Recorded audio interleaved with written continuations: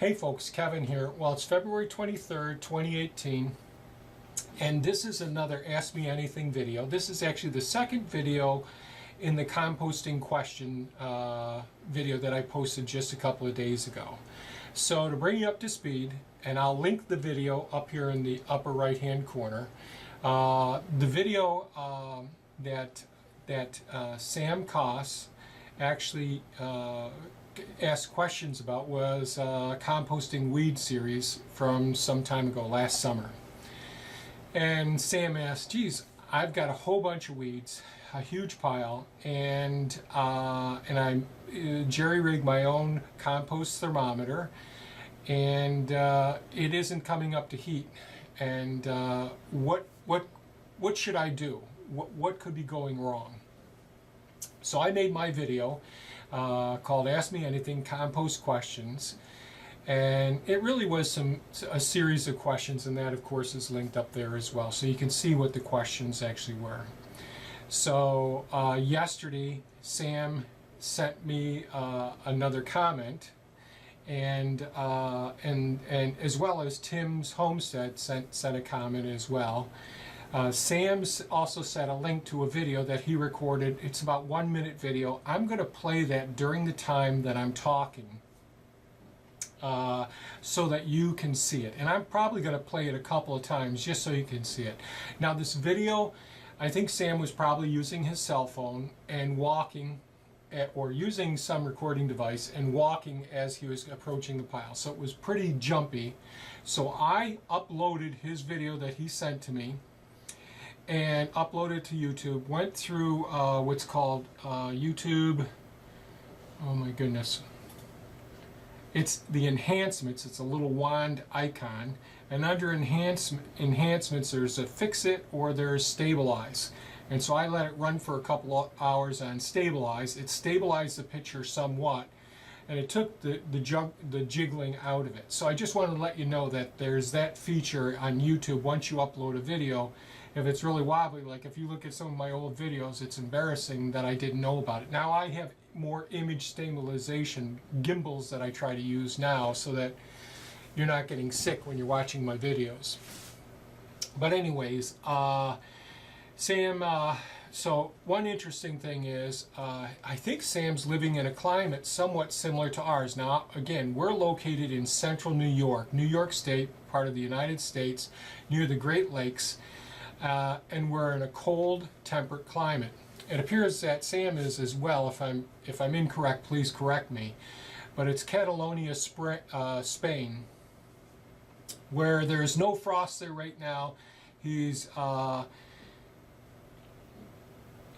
the area's in a wetland area, but it's not a rainy time now. And so as you look at this video, notice the amount of brown that you see and long strands of fiber and all. These are all, you know, if we went out back, and there'll be a video in the next couple of days about me going down to the beaver dam, and you see many similar plants around, cattails, long tall grasses, various marshland plants. And I've gone into other videos in the past talking about how these plants actually bioaccumulate heavy metals and all, and how they actually function using their tubular structure. So they're really strong, highly carbonaceous plants. So there's a relatively low amount of nitrogen based on what I can see from the outside of this pile, and I assume it's the same way on the inside.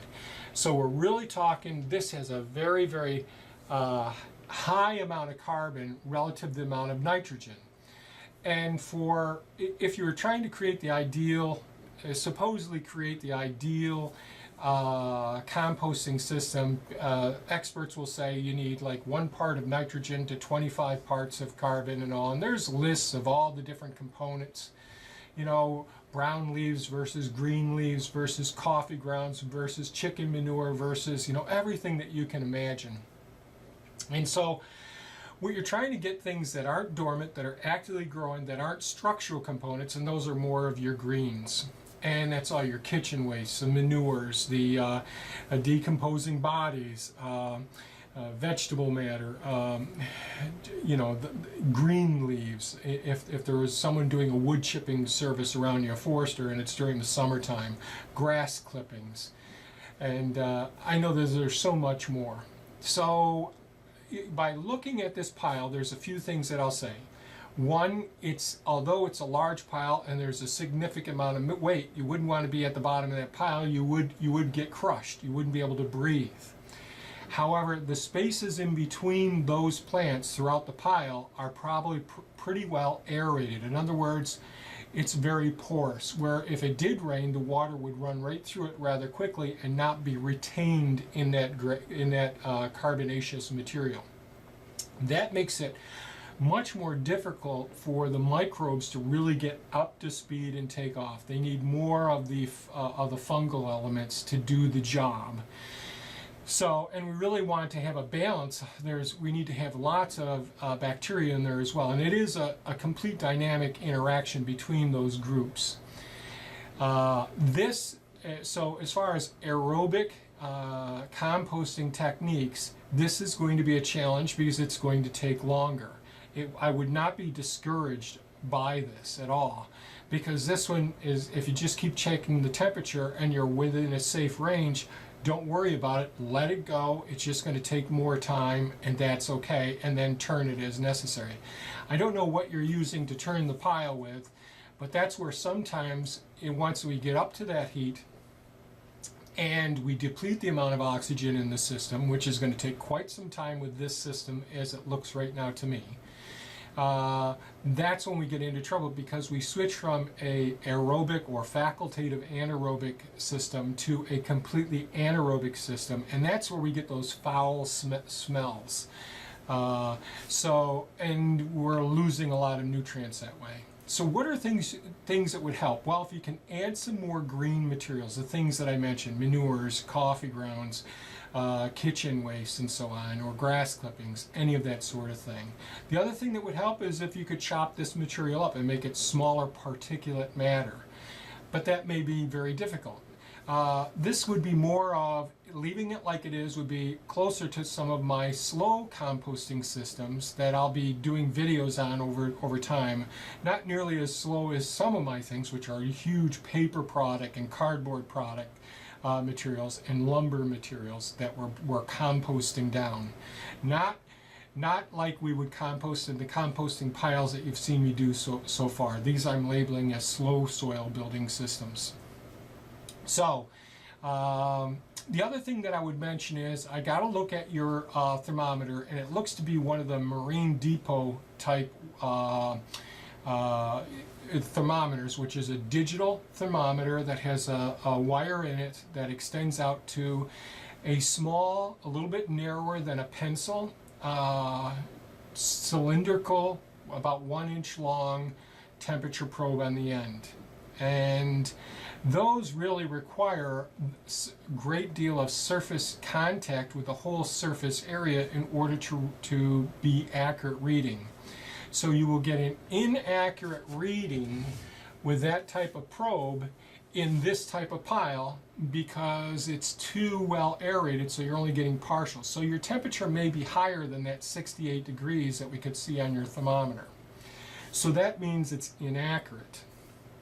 The other thing about this type of thermometer is it lacks precision. So, so accuracy is the ability to hit a predetermined target. Precision is consistently hitting that same spot. Now you can be precise and miss the target, the bullseye, and be off by 4 degrees at a certain elevation and all, and be very precise but be inaccurate. And this thermometer, based on this composting system, I would suspect is probably going to be inaccurate and imprecise. So you're going to have to use your judgment about it. Now this pile is also pretty dry because you've mentioned you're not getting that much rainfall at this time, and this is very carbonaceous. It's not going to absorb a lot of water unless you were to put it in a big bathtub or something and soak it for a while. So we aren't going to have that moisture content that's really going to stimulate the microbes to start breaking it down. It's hard. it's indigestible in a sense. It really isn't indigestible, but it's going to take a long time for that to actually happen. So how do we assess moisture content? Well, you can use a digital moisture meter, or you can do a really simple, and I don't think the digital moisture meters are going to be very accurate with so much carbon and being so much airspace in there as well. And their accuracy is really dependent on how good those moisture meters are kept and how cheap the system was built as well. But as far as a really simple hands-on test, if you got the particulate matter small enough that you can take it, put it into your hand and curl your hand up like a fist, squeeze it into a ball. Now, if you squeeze it into a ball and you're not really squeezing it super hard and you see drips coming out, your compost is too wet. However, if you're giving it a nice little snug and you're trying to ball it up and form a ball in your hand, and water isn't pouring out of it, then you open it up and the ball stays still and there's no little pool of water in your hand, then that's probably a really good composting moisture content. If the ball doesn't stay in the ball and it falls apart, it means that you're probably too dry. So that's the simple handball, I don't know what the name of it is, way of assessing it.